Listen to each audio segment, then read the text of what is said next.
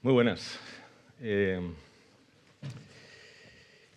lo primero, muchas gracias por venir a pasar un rato con nosotros y en concreto conmigo. Llevo 2 décadas fuera de mi ciudad, Bilbao, bueno, labrándome mi carrera profesional y teniendo una familia, como tengo en Madrid. En Lucas 4:24, en la Biblia, en boca de Jesús de Nazaret, se lee que nadie es profeta en su tierra. A mí me ha pasado, seguramente de forma merecida. Quizá por eso mi mujer y yo, no lo sé, a nuestro hijo pequeño, el varón, que tiene 14 años, le pusimos Elías, por aquello del profeta.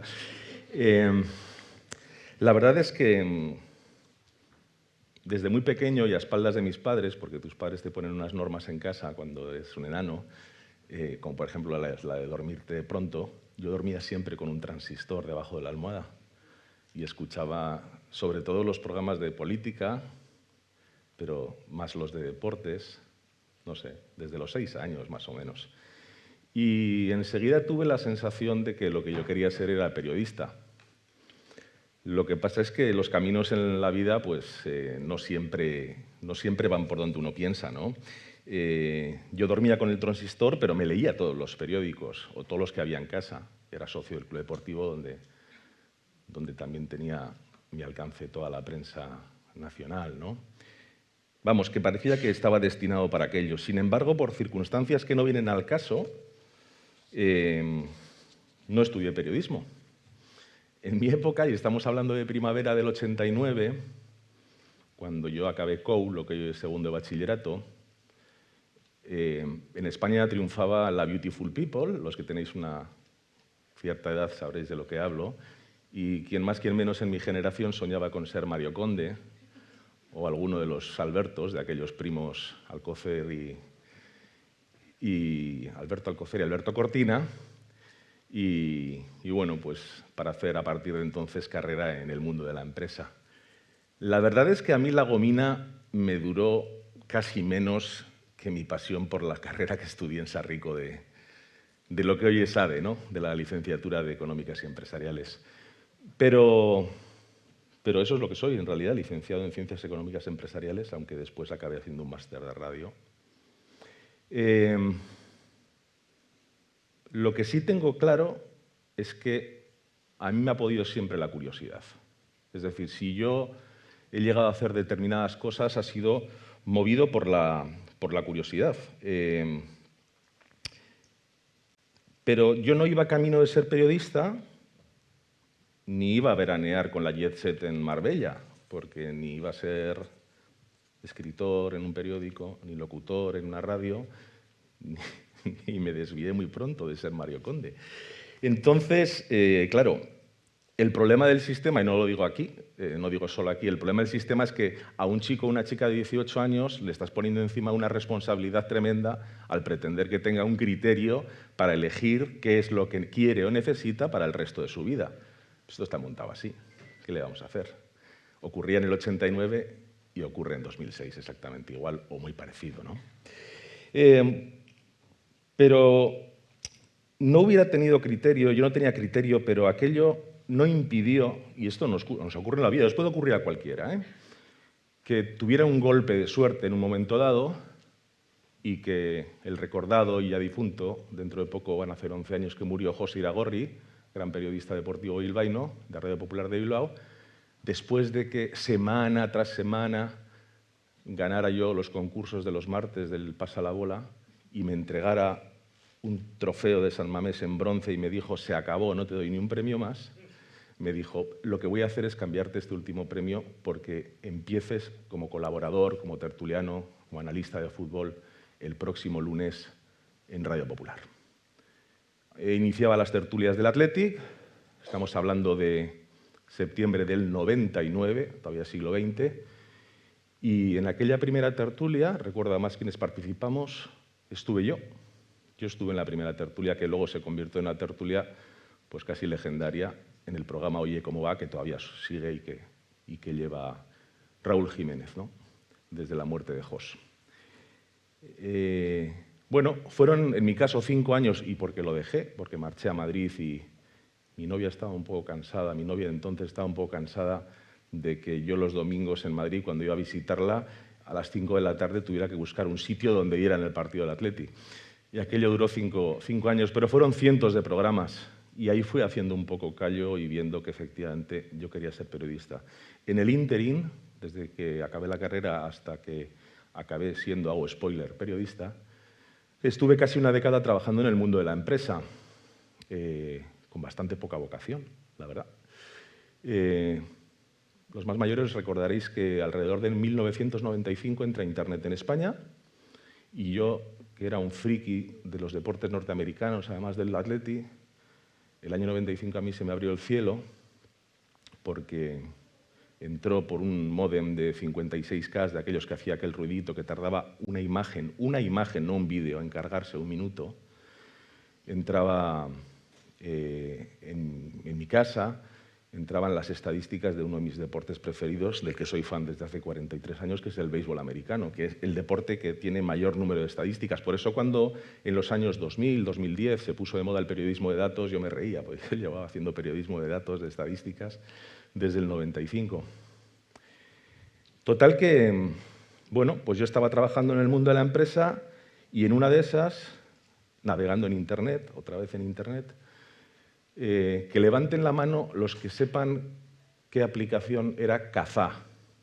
¿Hay alguno que le suene Kazaa? Bueno, Kazaa era una aplicación previa a la era Netflix en la que las personas nos descargábamos canciones y películas, porque era la forma alegal, que no era ilegal, de poder consumir otros contenidos que no daban en la tele. Todavía no había las plataformas que hay ahora, ni de streaming, ni Movistar, ni cosas de esas. Bueno, pues mientras todo el mundo se descargaba películas y música y hacía sus discos y demás, yo de forma que no viene al caso, pero casual, me descargué una novia. Yo encontré a mi novia en Kazaa. Ni siquiera en Tinder, que no existía, ni siquiera en aquellos foros IRC que había entre el siglo XX y el siglo XXI para hacer amigos o para ligar igualmente. A través de una aplicación de descarga de música y de películas, yo encontré a la que es la madre de mis 2 hijos hoy. Y llevamos 23 años juntos, 10 y casi 9 de casados. Casualmente o no, periodista. Y se me volvió a abrir el cielo en ese momento.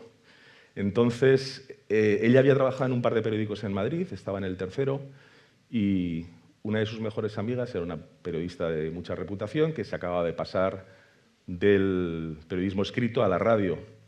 Y, bueno, pues otra vez se me vuelve a abrir el cielo cuando un día en una comida esta periodista me dice que necesita una persona que haga investigación y sobre todo que conozca en profundidad la sociedad vasca. Y me pone, mientras yo trabajo en una empresa industrial, porque yo seguía trabajando en aquello que había estudiado aplicado desde Sarrico, me pone un año a prueba y colaboro un año de tertuliano, sí, no me avergüenzo, de tertuliano. Una vez por semana iba yo aquí a la radio, a COPE, en la plaza que está aquí al lado, ya se me han olvidado hasta los nombres, qué desastre soy, en el edificio de tráfico. Y bueno, les gustó tanto que me acabaron fichando. Y no solo eso, sino que en muy poco tiempo lo hice bien, y no lo digo por vanidad, porque yo la vanidad la perdí hace mucho tiempo, y me dieron el programa de toda la noche, el que iba desde deportes hasta la mañana, y estuve haciendo a nivel nacional el programa aquel. Pero antes de eso ocurrieron más cosas, porque yo estuve en la primera tertulia futbolística que hubo en Bilbao, yo fui de los primeros que hicieron periodismo de datos sin saber que estaba haciendo periodismo de datos en el año 95, y cuando entré en COPE, que es donde trabajaba, no os podéis ni imaginar la web que había. Había una web de estas de la época que eran estáticas, bueno, que si navegáramos ahora por ello nos daría una grima tremenda. Y participé del proyecto que impulsó una web realmente ambiciosa. Una web que convirtió una web de radio en algo audiovisual. Texto, sonido y vídeo. Tan compleja era y tanto funcionaba que el resto de las radios nacionales fueron detrás de nosotros para imitar un poco el modelo.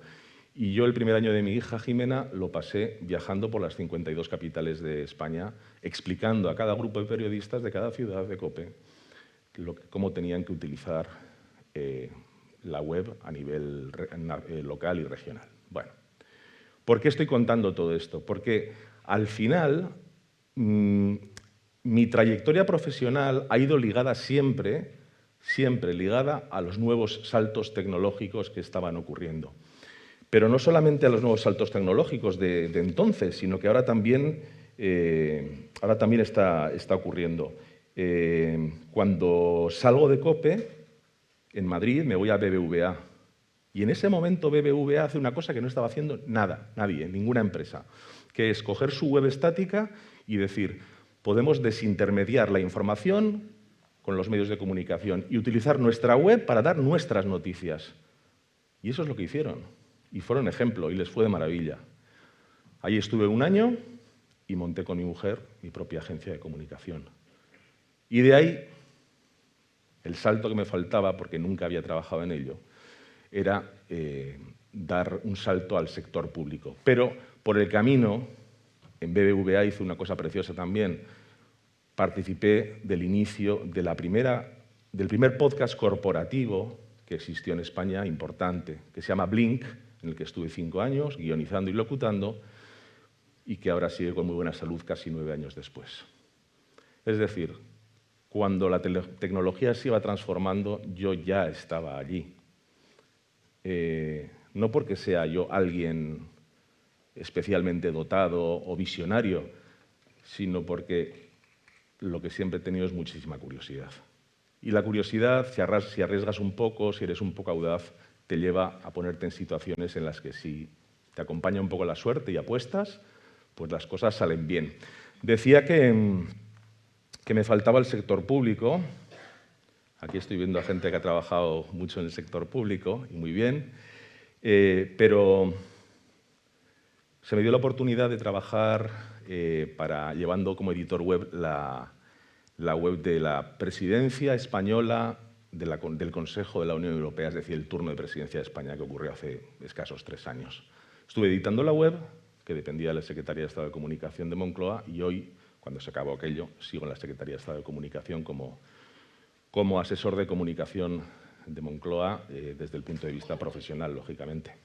Ahí es donde estoy ahora. Bueno, ahora ya sabéis de dónde vengo y dónde estoy. Me pidieron que diera un poco el repaso de mi currículum, no tanto ni para presumir, ni para que me conocierais más, sino para que vierais cómo la transformación tecnológica que ha habido desde los 90 hasta hoy, bueno, pues en cierta manera yo he ido acompañando en los hitos que os he contado y en muchos otros que me he dejado por el camino, porque tampoco se trata de aburriros, ¿no?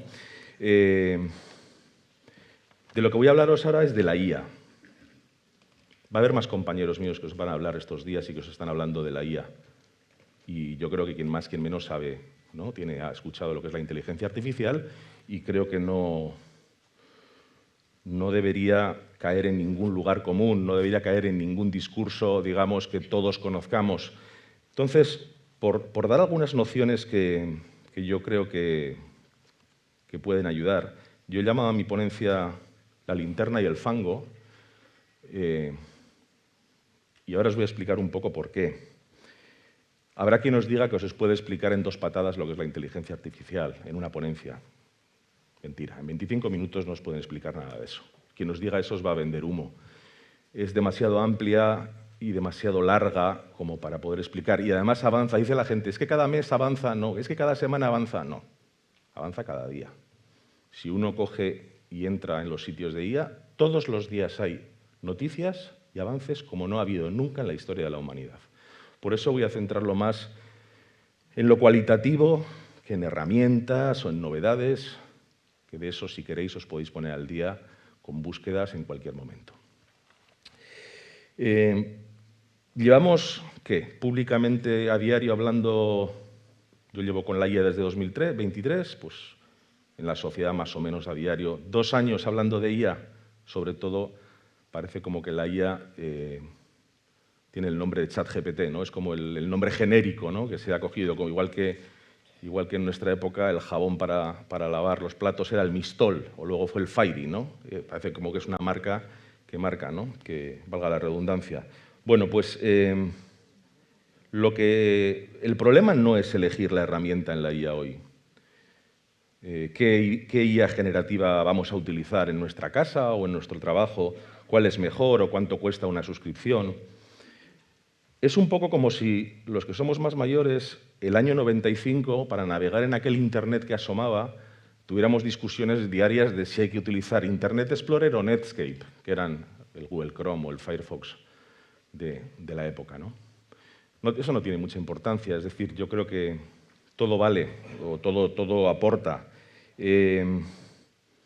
Yo creo que la pregunta que nos tenemos que hacer es bastante más incómoda, sobre todo no ya desde la adopción personal, sino desde el ámbito empresarial, hablando un poco de los que vais a trabajar o trabajáis en empresas.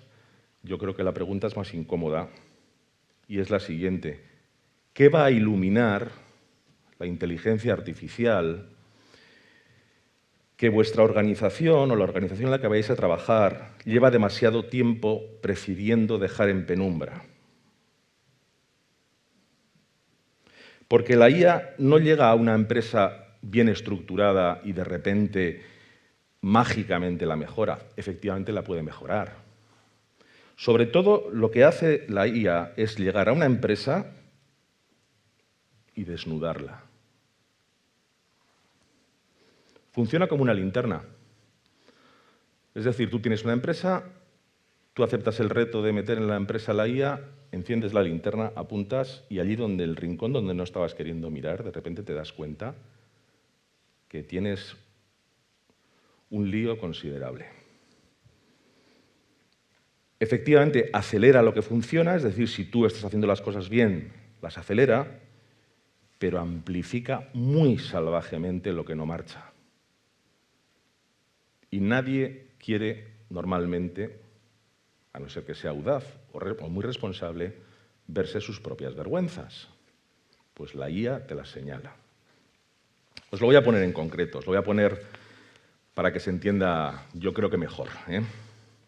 Os voy a contar algo que ocurrió de verdad, y ocurrió hace un año y ocurrió en Madrid. Y fue un caso peliagudo. Resulta que una empresa, una pyme, pero una pyme bastante grande, estamos hablando de una pyme de, no lo sé, pero podemos decir 800, 1000 empleados, puede ser, inauguraban una nueva sede. Bueno, se invitó allí a todo el mundo. Acudió un montón de gente, medios de comunicación de todo pelaje. Y aquello fue un hito muy importante. El consejero delegado dio un discurso de 20 minutos. Tenía la atención de toda su audiencia, de todos los accionistas de la empresa, de todos los medios de comunicación que al día siguiente iban a hablar de aquel pedazo de edificio que se estaba inaugurando y, por supuesto, de lo que iba a decir el consejero delegado. Total, que el consejero delegado, de los 20 minutos de los que habló, quiso hacer una apuesta muy en firme por la inteligencia artificial y utilizó 12 de esos 20 minutos en hablar de la IA. Todo muy limpio, todo muy cuidado, todo muy positivo, muy propositivo, y cuando terminó su speech y comenzó un poco lo que viene después, que son un poco los canapés y los vinos, los periodistas especializados que estaban allí estaban abochornados, avergonzados con el discurso del consejero delegado de la empresa. ¿Cuál era el problema? Bueno, el problema era muy sencillo. El director de comunicación de esta pyme, por las razones que desconozco, no tenía ni idea de inteligencia artificial, lo cual, bueno, puede ser. Pero lejos de no tener ni idea, lo que hizo es que su consejero delegado diera un discurso que aquello parecía que estaba sacado directamente de la Wikipedia. ¿Por qué? Porque el director de comunicación no hizo sus deberes. El director de comunicación no preguntó al de tecnología, no sabiendo él, como no sabía de la IA, qué es lo que tenía que decir. No le preguntó al de legal, oye, ¿qué tengo que contar en este discurso que le tengo que escribir al presidente? ¿Qué hizo? Cogió ChatGPT o un equivalente a ChatGPT y le puso un prompt y le dijo: discurso para un presidente de una pyme, para el CEO de una pyme, en el que tiene que inaugurar tal, tiene que hablar de la IA. ¿Qué es lo que hizo la IA? Lo que hace. La inteligencia artificial generativa, ¿qué hace? Avanzar predecir la siguiente palabra a la que has escrito. Si tú le pides algo, él te escribe algo, salvo que le des mucho más contexto, te escribe algo bonito, te escribe algo promedio, te escribe algo hueco. La semana siguiente el director de comunicación estaba en la calle. El CEO, dicen, que no ha vuelto a levantar cabeza. El Consejo de Administración estuvo durante un tiempo hundido. Porque qué oportunidad, después de una inversión de tantísimos millones de euros, de presentar tu nueva sede y de captar la atención de los medios y de todo el mundo, para que dediques 12 de 20 minutos a hablar sobre la IA sin tener ni idea de IA. Ni el CEO sabía de IA, ni el director de comunicación sabía, ni se había preocupado de preguntar. Un fallo tremendo. Ahora bien, quiero que os quedéis con una cosa. No fue la IA la que destruyó ese acto. Lo que destruyó ese acto fue algo preexistente, un director de comunicación que no hizo su trabajo, un CEO que no leyó el documento que estaba preparado y redactado supuestamente por su director de comunicación, porque a él le sonó bien, a él le sonó que todo lo que estaba leyendo en el discurso que iba a tener que leer después ante el público no tenía ninguna arista, era amable, era un discurso promedio, era un discurso que apostaba porque la empresa apostara, invirtiera en la IA. Si os fijáis, una herramienta tan potente como la IA lo que puede hacer es estropearte de una manera hasta esos extremos terrible a través de un discurso, una apuesta de una empresa como era la de aquel año 2025 en la inauguración. Pero es que, claro, luego, ¿a quién le pides la responsabilidad? Al DIRCOM, pero la inteligencia artificial no comparece ante un escándalo, no responde ante las preguntas incómodas de un periodista hostil. Cuando tienes una crisis reputacional como la que hubo en esta empresa, la IA no está. Somos nosotros los que tenemos que dar la cara, los de carne y hueso, ¿no?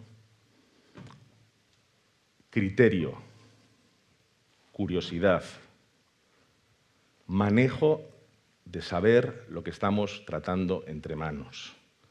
Eso es lo importante, más allá de la herramienta, que ya digo que de la herramienta algunos de mis compañeros os hablarán, pero adaptado a la comunicación y a la empresa os tengo que decir que la importancia que tiene lo rigurosos que seáis ante las nuevas tecnologías, en este caso la IA, es mucho más importante que si utilizáis Claude o utilizáis ChatGPT.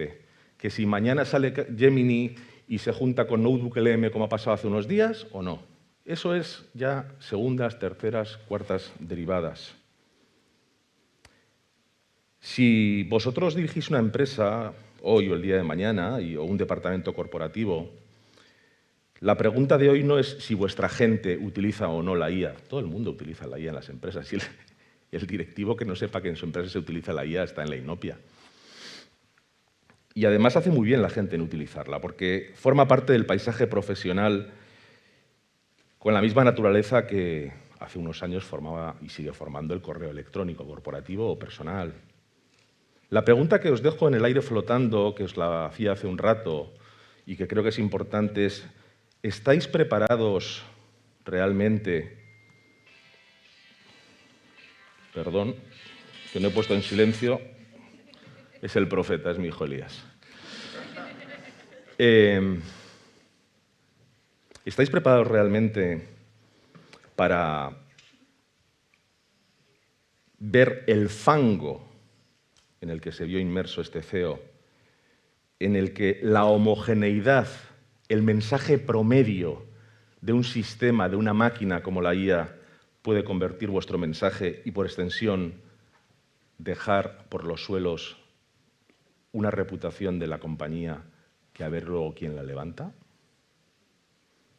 No es ninguna tontería.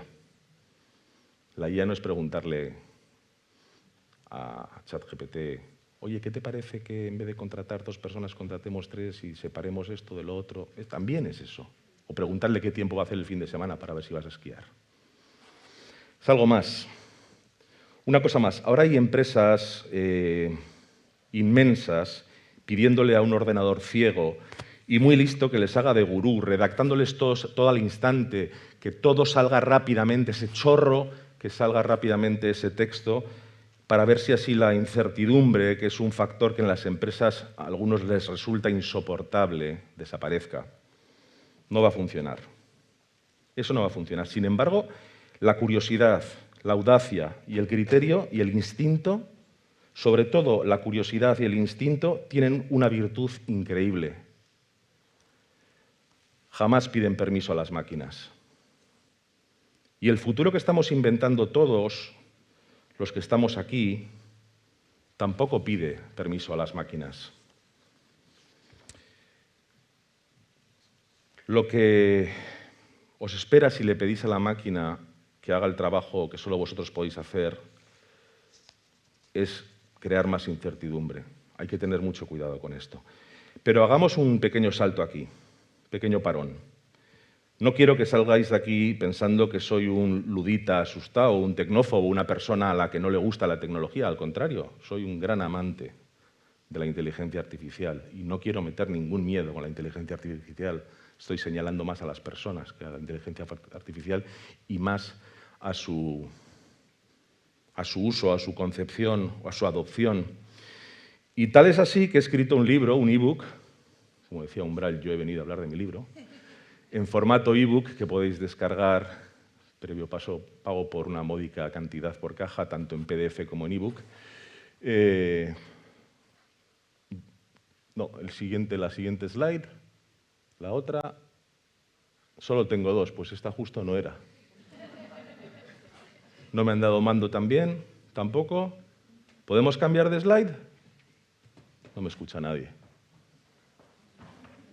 A ver, este es. El libro se llama Si llegas un poco tarde a la IA. Este es tu gran atajo. Podéis capturar en el QR con el teléfono si queréis la dirección para que os lleve al libro por si queréis comprarlo. Muy brevemente, son 112 páginas de puro jamón ibérico de bellota. No he metido nada de tocino. Es para aquellas personas, si no sois vosotros, para los que en vuestro entorno lo puedan ser, que llevan tiempo escuchando hablar sobre la IA, que creen que llegan muy tarde. Bueno, con este libro lo que pretendo, y creo que se está consiguiendo, es que todo el mundo, por lo menos a cierto nivel, se suba y entienda la IA. No pretendo más, porque creo que además es como cuando entró Internet. No puede ser una barrera de entrada. En este libro creo que consigo que no sea una barrera de entrada. Luego, si sois súper expertos o usuarios normales o medianos, bien, pero con esto lo que pretendo es que se pierdan las dudas y el miedo a dar el salto a la IA. Bueno, hecho este paréntesis de publicidad y vamos ya terminando. La inteligencia artificial produce con una facilidad desconcertante algo peligrosísimo. De verdad, esto grabároslo a fuego.